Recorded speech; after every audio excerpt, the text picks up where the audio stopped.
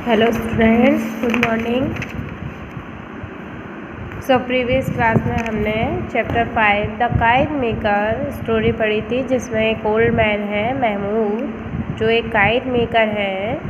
तो वो अपने प्रेजेंट के और पास्ट के डेज के बारे में हमें बताते हैं कि किस तरह वो काइट बनाते थे, और उनकी दुकान थी एक जो उन्होंने बेच दी, और अब वो केवल अपने ग्रैंडसन के लिए ही पतंग बनाते थे। और पहले समय में वो बताते हैं हमें कि किस तरह जो बड़े लोग थे वो भी काइट्स फ्लाइंग को पसंद करते थे, सबकी हॉबी हुआ करती थी। लेकिन आज के समय में किसी के पास इतना टाइम नहीं है कि वो काइट फ्लाइंग करे, यानी सभी अपनी लाइफ में बिज़ी हो गए हैं।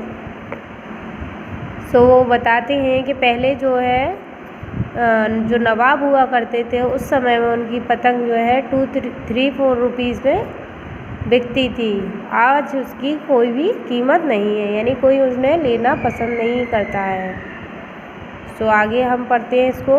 Eight the request of the nawab he had once made a very special kind of kite, यानी एक बार नवाब साहब की रिक्वेस्ट पर उन्होंने एक बहुत ही स्पेशल यानी विशेष प्रकार की पतंग बनाई।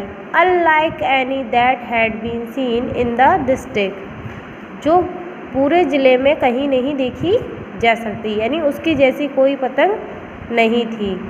It consist of a series of small very light paper disc trailing on a thin bamboo frame. तो ये क्या है, बहुत ही पतली और हल्की पेपर से बनी हुई थी, और इसके ऊपर जो है बहुत ही पतली आकृति का बम्बू का फ्रेम लगाया गया था। जैसे आप पतंग में देखते हैं यहाँ पे क्या है, जो लकड़ी का फ्रेम लगाया जाता है, तो वो क्या है, उन्होंने बहुत ही पतली बैम्बू का फ्रेम लगाया हुआ था उसमें। To the end of each disc he fixed a sprig of grass forming a balance on both sides. और उन्होंने उस डिस्क के अंत में, यानी जो भी एंड था उसका पतंग का, उस पर क्या लगा दिया था उन्होंने, ग्रास की स्प्रिंग्स, यानी छोटी छोटी ग्रास की तिनके यानी शाखाएं सी लगा दी थी उन्होंने, जिससे क्या है दोनों तरफ क्या बना रहे, बैलेंस बना रहे, यानी बैलेंस करने के लिए उन्होंने उस पर ग्रास की स्प्रिंग्स लगा दी थी। The surface of the foremost disc was slightly convex and a fantastic face has painted on it. और उसका जो सरफेस था बहुत ही स्लाइट था। और फिर वो बताती हैं कि उन्होंने उस पर एक फैंटेस्टिक फेस बनाया था, यानी पतंग के ऊपर उन्होंने एक फेस यानी चेहरा बनाया था। Having 2 eyes made of small mirrors, जिसकी 2 आँखें बनाई थी, जो क्या है, मिरर यानी शीशे से बनी हुई थी, यानी 2 आँखें बनाई थी और उन्होंने उस आँखों में क्या लगा दिए थे, शीशे। The disc decreasing in size from head to tail, और जो डिस्क थी उसकी पतंग की वो क्या है, घट रही थी साइज़ में, यानी जो आकार था वो घटता हुआ था नीचे की साइड, हेड टू टेल, यानी ऊपर से तो वो चौड़ी थी और नीचे की तरफ पतली हो रही थी, हेड टू टेल में ये कम हो रही थी। Assumed an undulatory form and gave the kite the appearance of a crawling serpent.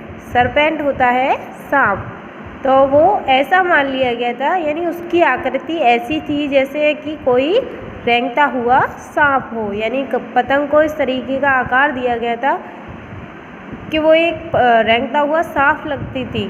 It required great skill to raise this cumbersome device from the ground, और इसको क्या है, बहुत ही दक्षता चाहिए थी इसके लिए। किस बात के लिए, इसको ज़मीन से ऊपर उठाने में। कम्बरसम यानी ये बहुत ही भारी डिवाइस थी, यानी जो पतंग थी वो काफ़ी भारी थी और उसे ज़मीन से ऊपर उठाना हर किसी का काम नहीं था। And only Mahmood could manage it, केवल महमूद ही इसको कर सकते थे।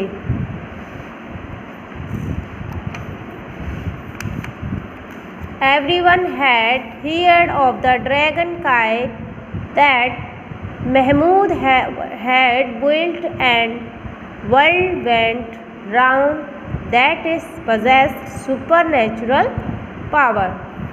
अब क्या हुआ, हर किसी ने इस पतंग के बारे में, यानी इसका नाम रखा गया था ड्रैगन काइट, इसके बारे में सुना जो महमूद ने बनाई थी, और संसार के सभी लोग इस सुपरनेचुरल पावर को देखना चाहते थे। A large crowd assembled in the open to watch its first public launching in the presence of the nawab. और एक बहुत बड़ी भीड़ की में, यानी बहुत सारी संख्या में लोग इकट्ठे हुए, असेंबल हुए एक खुले हुए मैदान में, जहाँ पर क्या है, नवाब साहब की प्रेजेंस में, यानी उनकी उपस्थिति में पहली बार ये पतंग उड़ाई जानी थी। तो वहाँ पर क्या है, बहुत सारे लोग इकट्ठे हुए।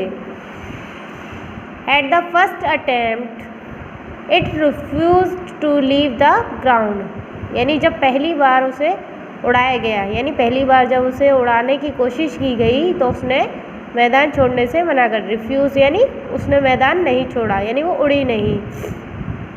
The disc made a plaintive protestive sound and the sun was trapped in the little mirrors, making of the kite a living complaining creature। यानी जो डिस्क थी उस पतंग की, वो ऐसे साउंड कर रही थी जैसे कोई विरोध कर रही हो, यानी, और उसके मिरर जो थे, यानी उसके अंदर जो आँखों में मिरर लगे हुए थे, उसके अंदर सूर्य की किरणें पड़ रही थी, यानी सूर्य की रोशनी जब पड़ रही थी, तो मेकिंग द काइट, तो वो काइट को ऐसे दिखा रही थी जैसे कोई जीवित हो, और कंप्लेनिंग क्रिएचर, यानी कंप्लेन कर रही हो वो पतंग कि उसे नहीं उड़ना है। Then the wind came from the right direction and the dragon kite soared into the sky, wriggling its way higher and higher, the sun still glinting in its devil eyes। तब क्या हुआ, the wind came from the right direction, हवा चली सही दिशा से। तो आप सभी को पता है कि पतंग उड़ाने के लिए क्या चाहिए, सही दिशा से हवा आनी चाहिए, तभी पतंग उड़ती है। तो तभी क्या हुआ, जो सही दिशा से हवा चली और जो ड्रैगन काइट थी वो आसमान में ऊंची उड़ान भरने लगी। Wriggling its way higher and higher, और उड़ती हुई ऊपर और ऊपर जाती गई। The sun still glinting in its devil eyes, और जो सूर्य था वो उसकी आंखों में चमक रहा था, झिलमिला रहा था।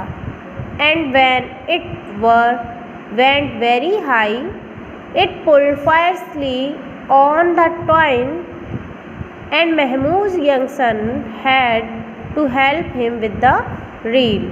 तो रील आप जानते हैं, जो धागा होता है लिपटा हुआ उसमें, वो होता है रील। तो जब पतंग ऊपर जा रही थी तो ऊपर की तरफ जाती गई और बहुत ऊंची हो गई, तब वो क्या है, जो डोरी थी पतंग की वो खिंचने लगी, और जो महमूद का बेटा था वो क्या है, रील पकड़कर उनकी हेल्प कर रहा था उस पतंग को उड़ाने में। Still the kite pulled determined to be free to break loose and to live a life of its own। और पतंग क्या है, धागा ऐसे खींच रही थी जैसे कि वो स्वतंत्र होना चाहती है, यानी छूटना चाहती है, अपना जीवन खुद जीना चाहती है। And eventually it did so, और अंत में ऐसा ही हुआ।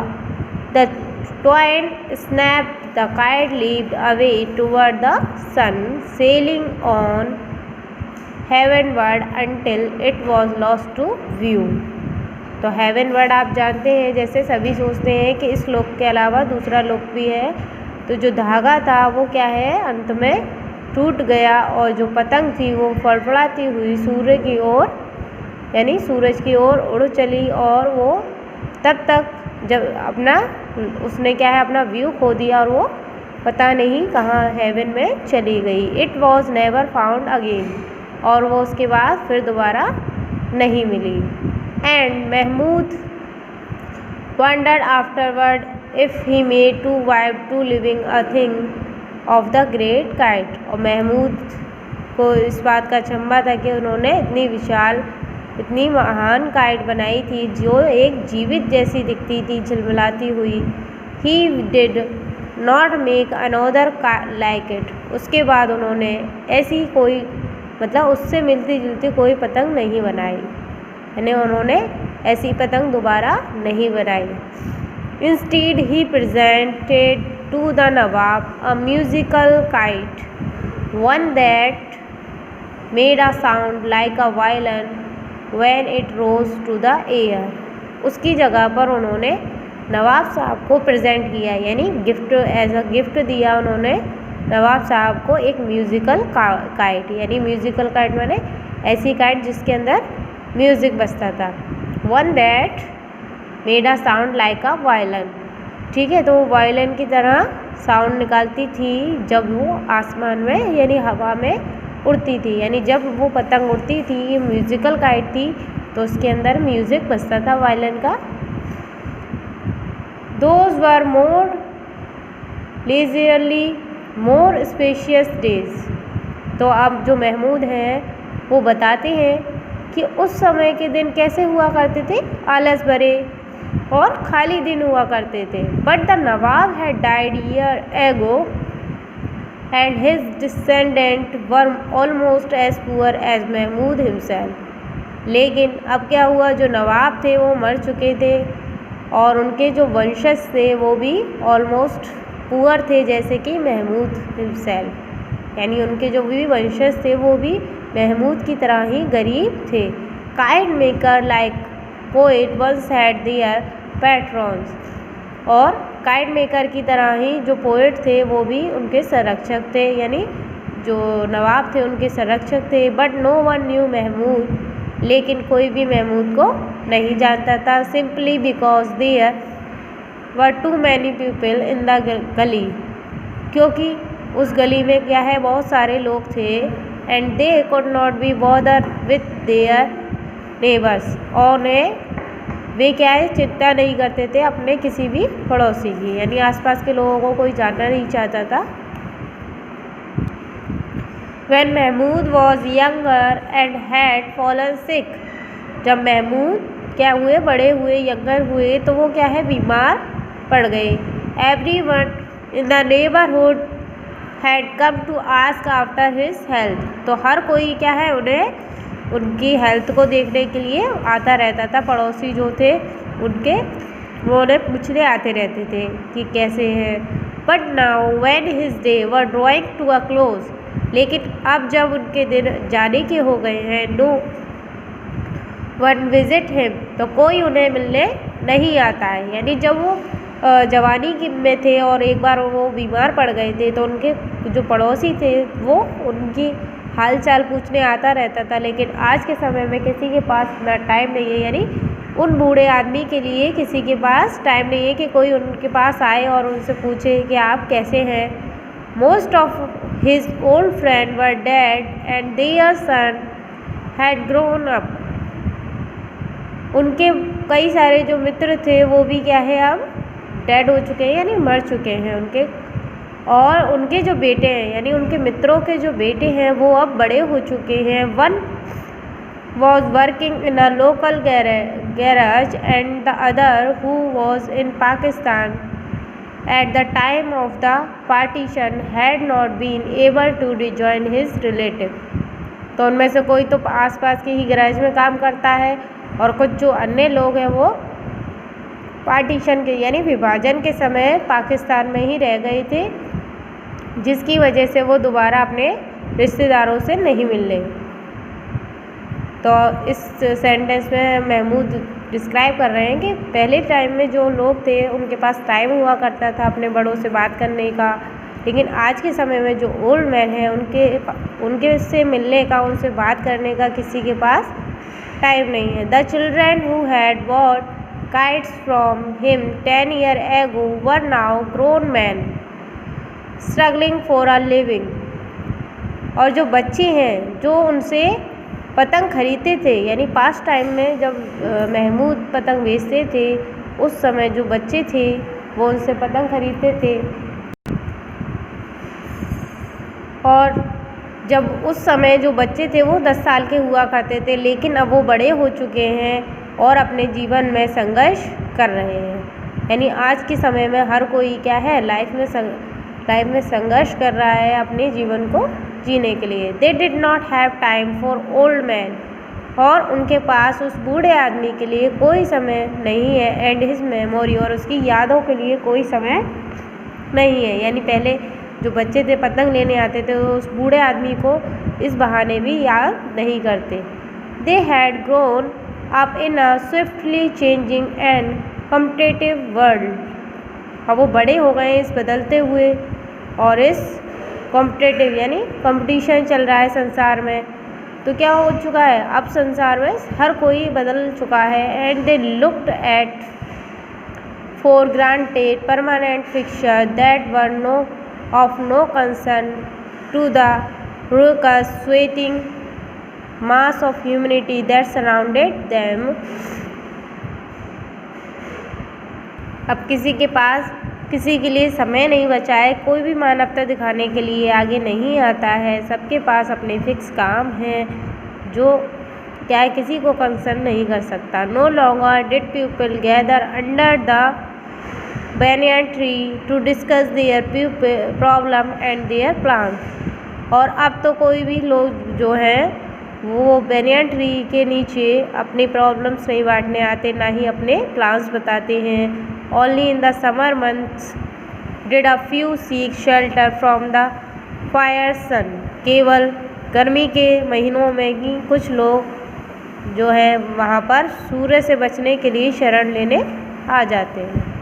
तो यहाँ महमूद बताते हैं कि किस तरह जो आज का इंसान है वो बिज़ी हो चुका है अपने कॉम्पिटिटिव वर्ल्ड में, और उसके पास बूढ़े आदमियों के लिए कोई समय नहीं बचा है। और पहले जिस तरह लोग बरगद के पेड़ के नीचे अपनी प्रॉब्लम शेयर करते थे, अपने प्लान्स शेयर करते थे, आज के समय में कोई अपनी प्लान्स कोई प्रॉब्लम शेयर करने नहीं आता है। और बस उस बरगद के पेड़ का यूज़ केवल तभी होता है जब कोई धूप से बचने के लिए शरण लेता है।